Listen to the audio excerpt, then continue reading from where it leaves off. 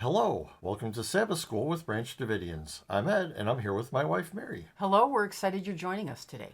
Yes, thanks for listening. We present or expound on a principle or belief related to the SDA's Sabbath School Quarterly each week. So here's what we're going to talk about this week. There seems to be a lot of confusion over what Ellen White taught about Jesus. Did she teach he had a beginning at some point, or that he always existed with the Father as a co-eternal member of the Godhead? So for the next two episodes, we'll be going off topic from the Sabbath School Quarterly to address this issue. Next time, we'll look more broadly at Ellen's teachings on this topic, but today we're going to focus on one particular statement that she made. Here's the statement. In Signs of the Times, August 29th, 1900, Ellen wrote, quote, Christ is the pre-existent, self-existent Son of God. In speaking of his pre-existence, Christ carries the mind back through dateless ages. He assures us that there never was a time when he was not in close fellowship with the eternal God. Close quote. So there are two aspects of her statement we're going to look at here. The part where she says that Christ is self-existent, and the part where she says that there never was a time when Jesus was not in close fellowship with the eternal God. So first, let's address the part where Ellen says about Jesus that there never was a time when he was not in close fellowship with the eternal God. There are at least two ways to take this statement.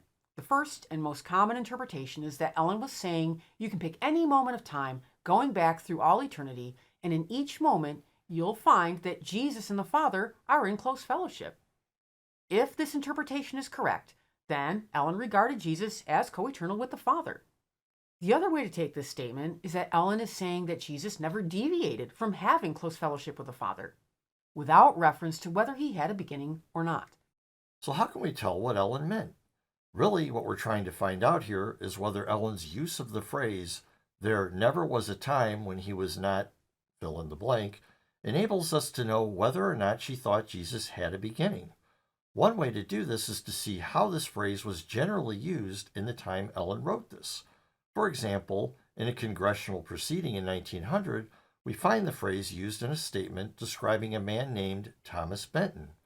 Of Benton, it was said, quote, there never was a time when he was not devoted to his country. Close quote. That's from the Proceedings in Congress upon the acceptance of the statues of Thomas H. Benton and Francis P. Blair, presented by the state of Missouri, page 64.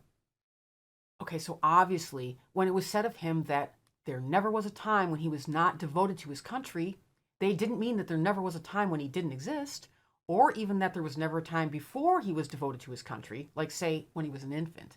No, the statement is naturally understood in the context of Benton's life from the time he could first have national loyalties, and the purpose of the statement is that he never deviated from devotion to his country. It simply has no reference to the duration of his existence.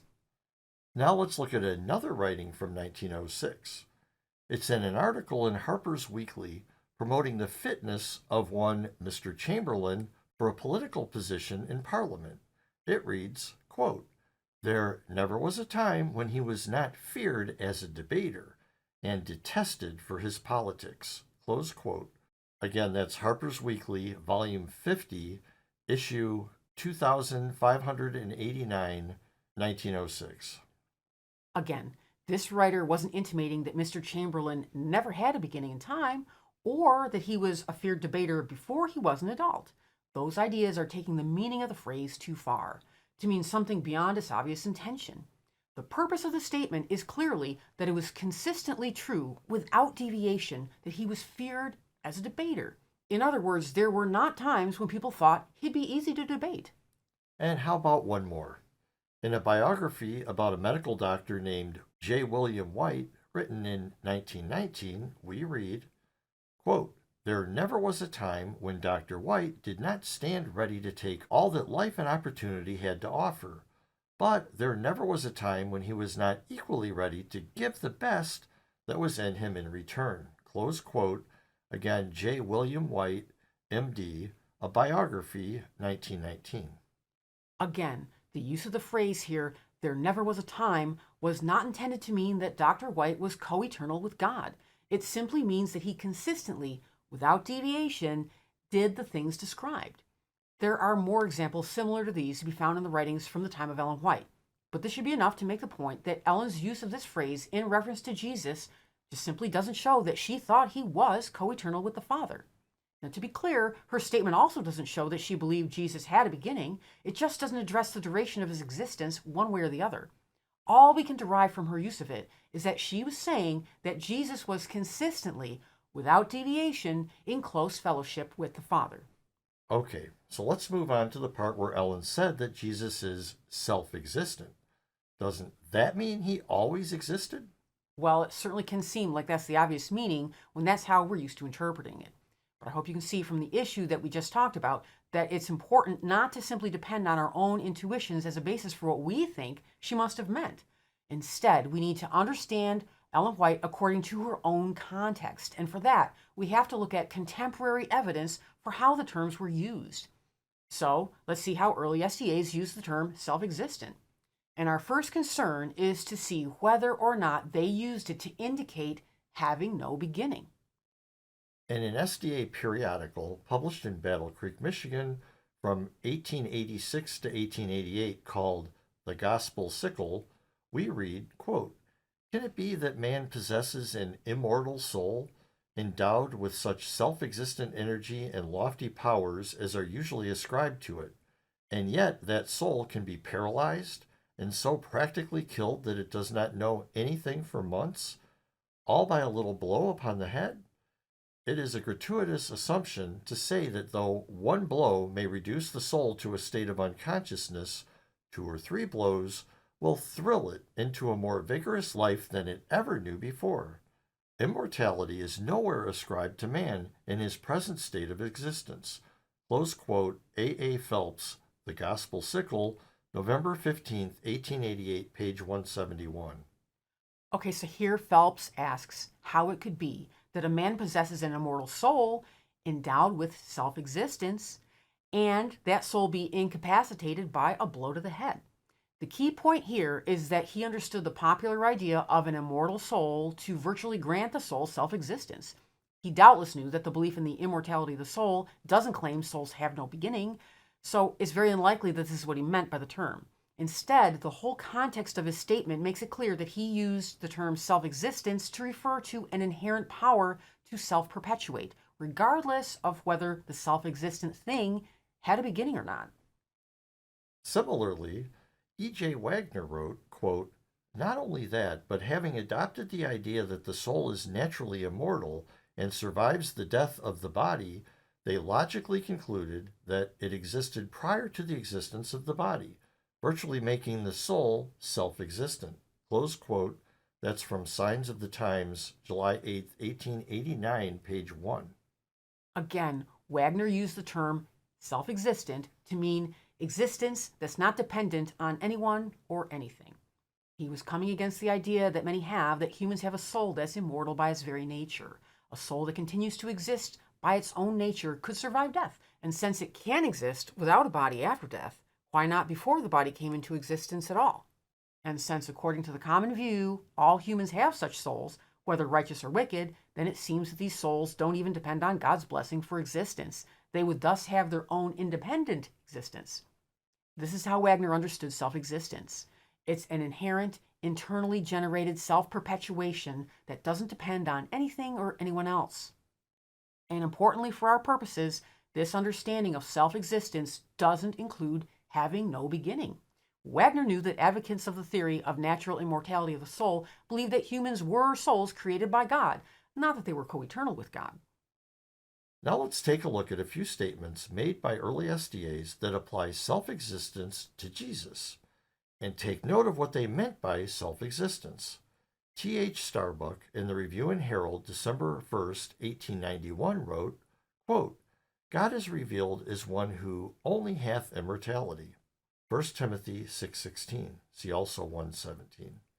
This cannot mean that God is now the only being who is immortal, but that he is the source of all immortality, the primal cause of all life. He has life in himself, which means self-existence or absolute immortality. A being having life in himself can create and impart life to other beings, and ordain laws for the perpetuation of that life. This is omnipotent power, and there was a time when God alone exercised it. But omnipotence implies ability to bestow like power upon others. The Bible teaches that God has bestowed his own attributes upon his only begotten Son. As the Father hath life in himself, so hath he given to the Son to have life in himself. John 5:26. Jesus said, all power is given unto me in heaven and in earth. Matthew 28:18. In him dwelleth all the fullness of the Godhead bodily. Colossians 2:9. To have life, the source of life, in oneself is to have it in that independent sense in which its continuance does not depend upon the will or power of any other being. God the Father and Christ the Son have immortality in this absolute sense. Close quote. So, this clearly understands Jesus' self-existence, his inherent immortality, to be something that was given to Jesus by the Father at some point. Note that it's Jesus' continuance that doesn't depend upon the will or power of any other being. It isn't that Jesus' existence in the first place didn't depend upon the will or power of any other being. The fact that Jesus was given self-existence, that he was given absolute immortality, shows that he didn't always have it. Similarly, in Signs of the Times, September 9th, 1897, W.A. Alway wrote, quote, thus to the Son of God was imparted inherent self-existent power, the power of an endless life, which exalted him above every name as creator and upholder of the universe, and gave him the rightful supremacy over all. Close quote. So here we see that self-existent power was imparted to Jesus. Self-existence became inherent for Jesus when it was imparted to him by the Father. Not that he had self-existence co-eternally with the Father. And notice also that self-existence is explained to be the power of an endless life, not that it implies having no beginning. Now let's read some excerpts about self-existence from Uriah Smith in his book, Here and Hereafter. He wrote, quote, fortunately, there are some things which men cannot deny. The present state of existence is a fact which cannot be ignored. Man finds himself in a real, material world, on a plane of existence which is full of mystery and marvel. But amid all the phenomena of life, he sees another, if possible stranger still, the phenomenon of death. Once we did not exist. Are we destined to that condition again? Death we see everywhere around us. What must we do to meet his, God's, requirements? How may we secure his approbation? Sometime our deeds must be compared with his requirements, and sentence be rendered in accordance therewith. How will this affect our future existence? Deriving it from him, does he suspend its continuance on our obedience? Or has he made us self-existent beings, so that we must live forever, if not in his favor, then the conscious recipients of his wrath? Close quote, Uriah Smith, Here and Hereafter, pages 8 and 9. So here, Uriah Smith contrasts the idea that our future existence is something that's only derived from God against the idea that God made us self-existent beings able to live forever apart from the favor of God. Clearly, Uriah Smith is using the term self-existence to refer to perpetual continual existence that's independent of God, independent of the condition of obedience, independent of God's favor. And it should be very clear his view of self-existence doesn't imply having no beginning, since he asks if God has made us self-existent beings. Additionally, Uriah Smith also referred to Jesus as self-existent in the Review and Herald, July 25, 1893. It reads, quote, in the book of Hebrews, chapter 1, verse 10, we read, and thou, Lord, in the beginning hast laid the foundation of the earth, and the heavens are the works of thine hands. Verse 11, they shall perish, but thou remainest, and they all shall wax as doth a garment. Verse 12, and as a vesture thou shalt fold them up, and they shall be changed, but thou art the same, and thy years shall not fall. By these beautiful figures and in this sublime train of thought, the inherent self-existence of Christ is declared. All things which have been created in the domain of inanimate nature shall become, on account of the destructive effects of sin and the curse, worn out through use and years. But Christ will remain, and there will be no diminution of his brightness and glory through all eternity. Close quote, Uriah Smith, The Review and Herald, July 25th, 1893.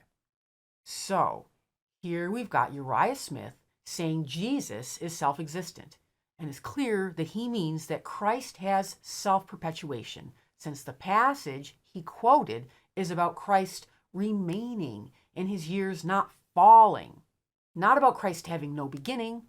Plus, in Uriah's comment, he contrasts things that are becoming worn out with Christ who will remain throughout all eternity. Now, everyone acknowledges that Uriah Smith taught Jesus was begotten in the distant past rather than being as old as the Father. His belief that Jesus had a beginning is even expressed earlier in this article, saying of Christ, quote, "He is inherent and essential righteousness, and has been so from the day when God said, 'Thou art my Son. This day I have begotten thee.'" Close quote. If Smith thought that Jesus was co-eternal with God, he wouldn't assign a start date to Jesus being inherent and essential righteousness. But he does assign a start time to this, the time when Jesus was begotten by the Father. But let's quote from another place where Uriah Smith taught that Jesus came about at some point, rather than being co-eternal with the Father. He wrote, quote, "The scriptures nowhere speak of Christ as a created being, but on the contrary plainly state that he was begotten of the Father. See remarks of Revelation 3:14, where it is shown that Christ is not a created being. But while as the Son, he does not possess a co-eternity of past existence with the Father, the beginning of his existence, as the begotten of the Father, antedates the entire work of creation, in relation to which he stands as joint creator with God. John 1:3, Hebrews 1:2. Close quote. Again, that's Uriah Smith, Thoughts on the Book of Daniel and Revelation, page 430, 1882. So we can see that Uriah Smith didn't conflate the idea of Jesus' self-existence with the idea of Jesus' co-eternal existence with the Father. So what can we conclude from all this? Well, it's pretty clear that the early SDA idea of self-existence did not imply having no beginning. Instead, they used this expression to refer to inherent self-generated perpetuation without dependence on anything or anyone else. Several SDAs even plainly stated that Jesus is self-existent, and it's clear that they affirmed this even while maintaining the view that Jesus was not co-eternal with the Father.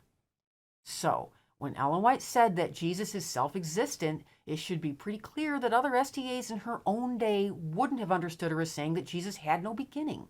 After all, she was only saying what they were also saying, and they didn't believe Jesus had no beginning.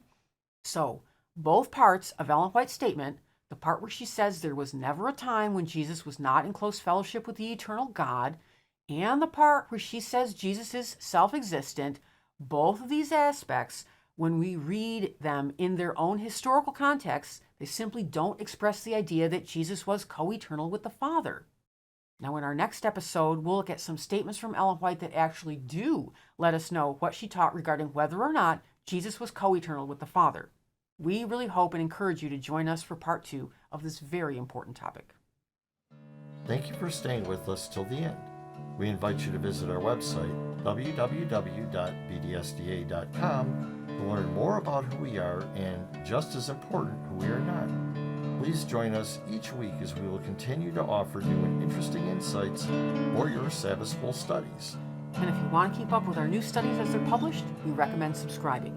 We're on YouTube, Apple Podcasts, Spotify, and on plenty of other podcast apps. Links for subscribing are in the description. God bless. Many blessings.